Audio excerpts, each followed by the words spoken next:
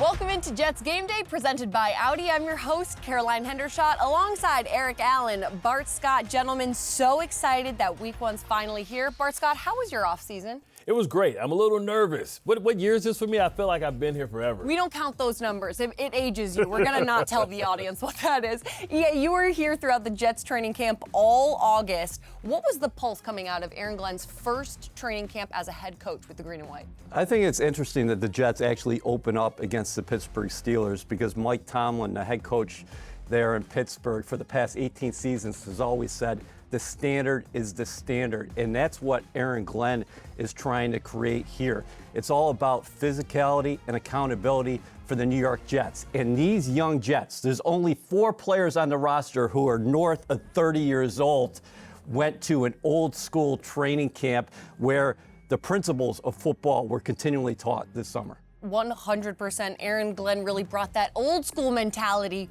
to One Jets Drive this August. Now, so we're getting out of the tunnel. I gotta ask both of you guys, what are the expectations for Aaron Glenn in his first game as a head coach, Bart? Well, you want to make sure that it's nothing more exciting than opening day. You always look forward to opening day. It's the optimism, it's the excitement, the electricity. You're playing together. This is your first time coming out as a unit, the complete team. I think what he's trying to do is redefine what it means to be a Jet. Right? He has an idea of what he wants his team to look for or look like. You are what you put on film, and the Jets had an intense camp. They tackled, they took it back old school, and they hope to come out and play that type of brand of football against an old school opponent as well. The Jets are going to open up this season against 3 playoff teams from last year. You start off at home against Pittsburgh, then the following week you're hosting the Buffalo Bills, and then you're going to travel and face the Tampa Bay Buccaneers. So you're going to be challenged out of the gate. What I love about week one is there is a unknown here because you don't know how Tanner Angstrand is going to call a game for the first time in the National Football League on the offensive side of the ball. You know that Aaron Glenn and Steve Wilks are going to get after you defensively, but as far as week one is concerned, you got to look at tendencies because there's not a lot of tape to look at as far as the preseason, and then you got to go back to last year. And again, the quarterbacks in this game, they played on the other team last year when you're talking about Aaron Rodgers for the Steelers and, of course, Justin Fields for the New York Jets. Right, so that is definitely one of the biggest storylines heading into this week one matchup. But Bart, before we get into our top storylines presented by HCL Tech, I gotta ask you, what is your top storyline? My top storyline is how does this defensive line come together? You got Harrison Phillips. He comes in, he takes so much pressure out of Quentin Williams, who I think last year really missed Al Woods, the guy that can take the double team, the guy that was the anchor, allowing the linebackers to be able to flow sideline to sideline. I'm also excited to see Jermaine Johnson back because I think this can be arguably one of the best front sevens in all of football. And I think, it's a great opportunity and see what Sauce can do in his new regime. He's comfortable. He has his money. He has his job security. He has his financial security. Now he can just play football and get back to that all-pro that we know he is. Can I steal 2 top storylines? You got Aaron Glenn, who's 53 years old. You have Mike Tomlin, who is 53 years old. Tomlin, of course, an illustrious run with the Pittsburgh Steelers.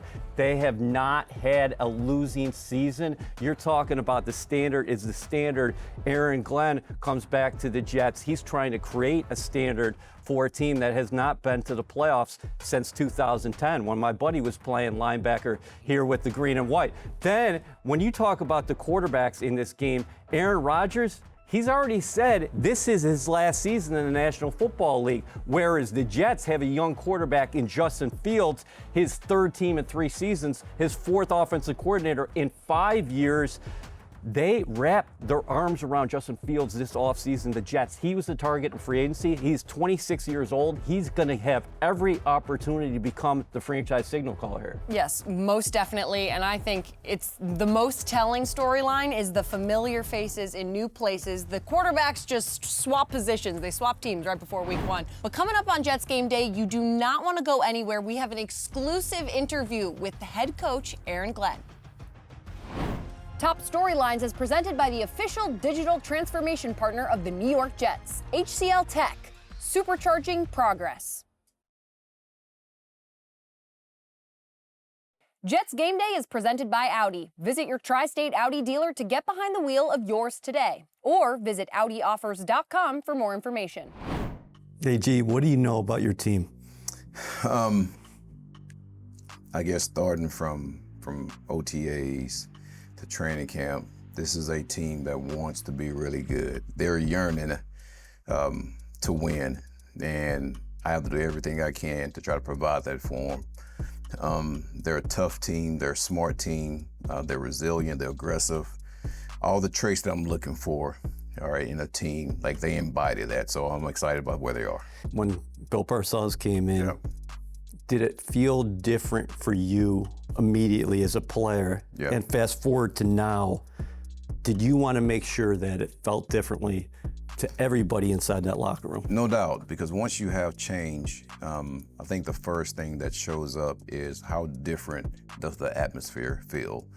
And when Bill came in '98, it was a total change as far as the atmosphere. And I want to be the same because it is a change. And I want these guys to know that we were going to implement something that was going to be different. And that different doesn't mean that it's a wholesale change as far as players or whatnot, but how we go about doing things. And I think our players did feel that. And again, I want to make sure I provide that, not just to the players, but also the whole building. One of the things I used to say when I came in is I want to shake the building. I want the building to know that, man, this is a new era. And it's going to take all of us to make sure that there's change here, and I want to make sure that happens. You often talk about brand. Yeah. What kind of brand do you want your football team to exude?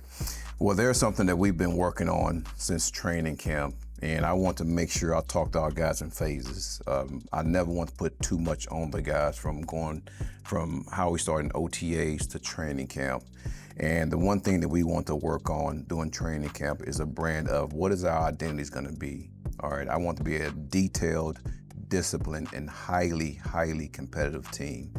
And then there are some things that I also want to do to give us an advantage. And I try to keep those things close to the vest, if that's okay, but those are the things that we really want to work on. That's the brand of our team. Just making sure that we create an identity and what are the things that we're going to try to create an advantage for ourselves, and that's our total brand.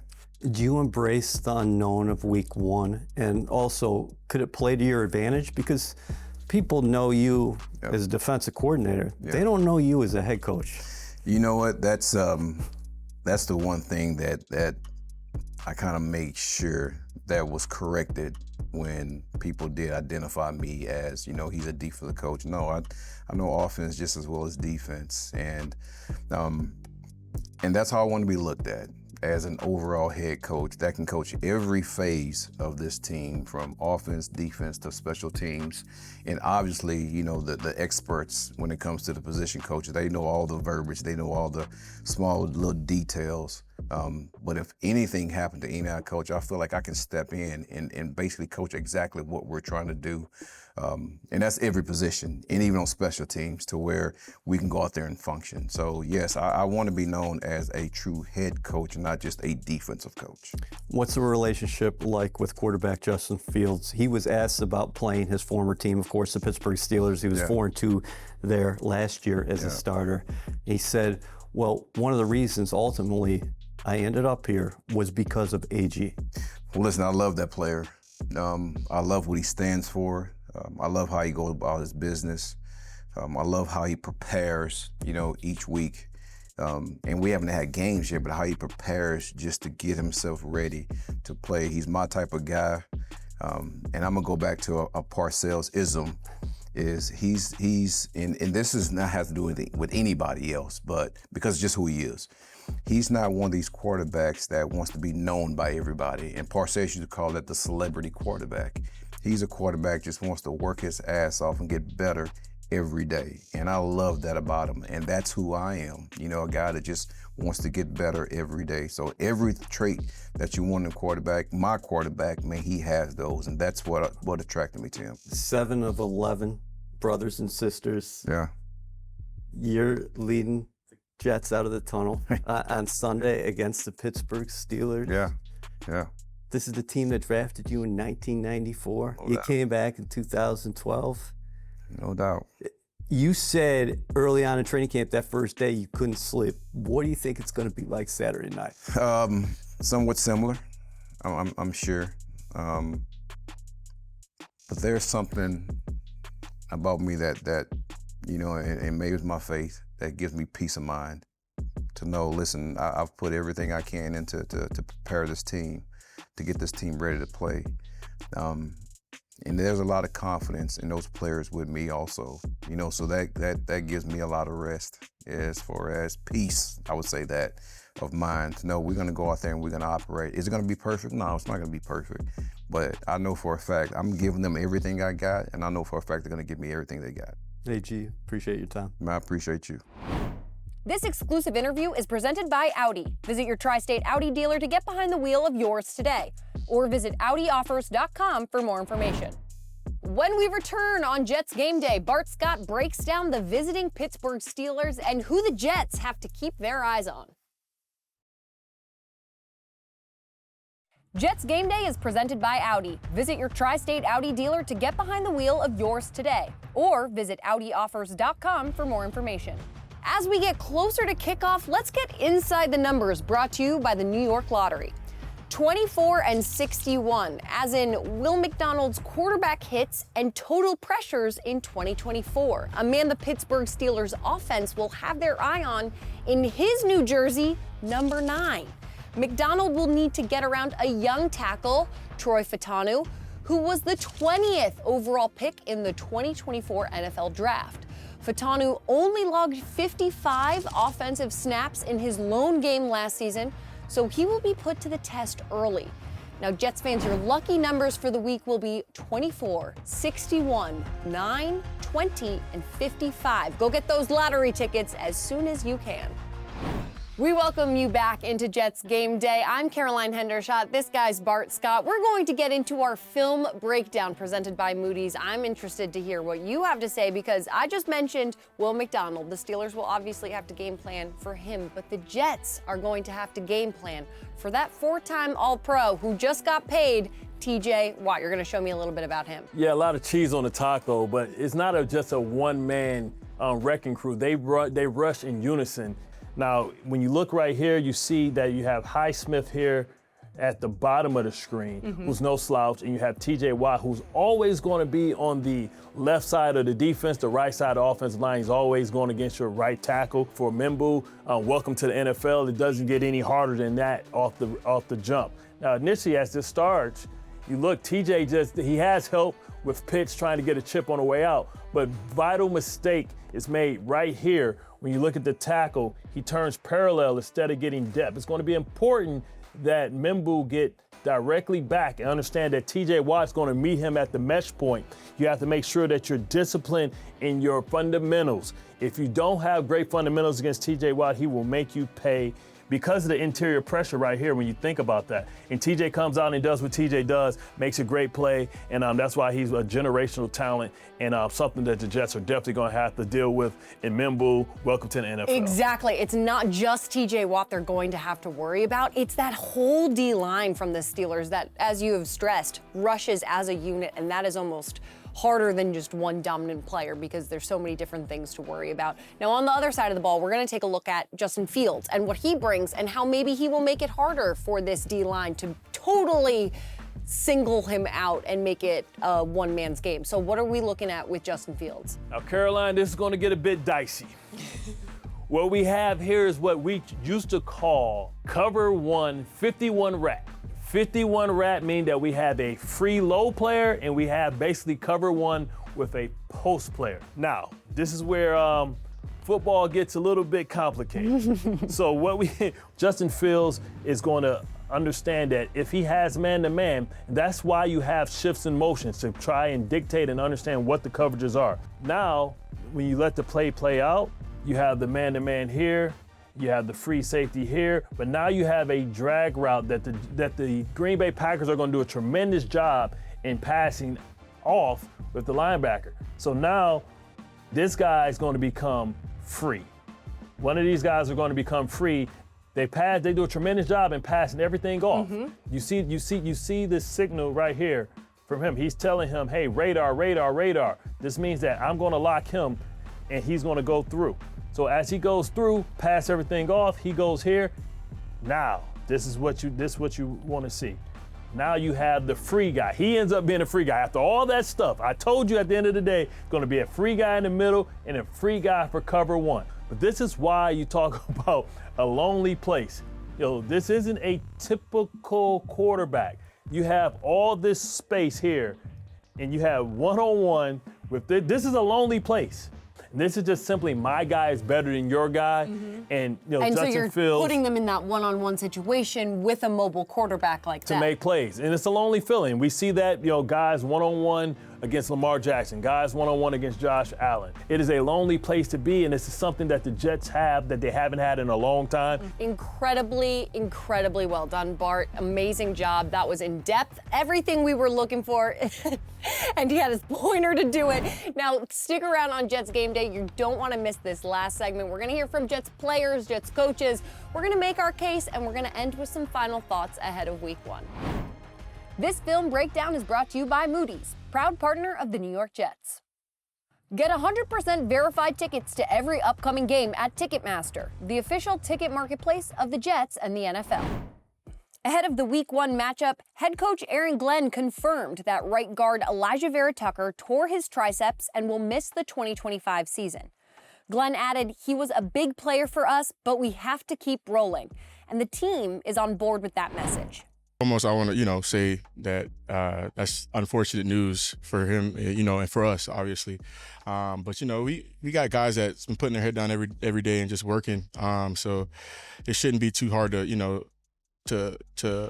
put somebody in that position and make something happen. But obviously, he's a really good guard, and it sucks to not have him. So. Yeah, it's definitely a hit, but we do have to just keep moving forward and. I know he's behind us, and he sent us, he sent me a text with some, good words, and I know he's rooting for us. So. The versatility of offensive linemen is always not just Tip, but any of them. Guys that have position flex just adds tremendous value to those guys in the roster. And again, we feel good about a bunch of those guys that we have that we feel like may have to go into the game, that they can play multiple positions. That was your locker room roundup presented by Duncan. The Jets run on Duncan. Now, we just got to hear from coaches and players. Now it's time that we hear from both of you guys for Make Your Case. Are you guys ready? Sure. Oh, EA, yeah, I'm going to start with you. What is the most underrated position group in this matchup? The New York Jets defensive line. We heard all summer long about the crosstown giants. Well, the Jets are going to have one of the best defensive lines in the National Football League. Bart was talking about Harrison Phillips, that acquisition in the opening segment. He's a great run stopper. He brings leadership in the room. You have a bona fide superstar next to him in Quinnen Williams. And how about the guys on the outside? Will McDonald had a great training camp, had 10.5 sacks last season, and you add Jermaine Johnson to the mix. He's chomping at the bit to get back. Watch out, Aaron Rodgers. Bart, Sauce Gardner, is he going to travel with DK Metcalf, or is he not going to travel with him? Well, I think he's definitely going to travel with him. I think when you think about, what he got paid to be a top number one corner in this league, that comes with the job description. And also they have familiarity with each other as well. And you love stylistically the matchup because you have two bigger corners that can go against each other, stay in the pocket. Sauce has familiarity with them. I think he wants to make the claim that he is a capable, willing, traveling corner, and he didn't have that axe of him in years past, but it would not because of the ability, it's because it wasn't part of the plan. All right, EA, make your case. More total yards, Justin Fields or Aaron Rodgers? Well, I'm going Justin Fields because you had that dynamic of him being a dual threat quarterback. So listen, let's say Fields passes for 200 yards. He's averaged 50 yards per game throughout his career on the ground. So I'll do a slight lean to the Jets quarterback. And there you have it. Week 1 of the Jets 2025 season finally here. I think I can speak for everyone on this desk, especially my friend in the plaid jacket, when I say we can't wait.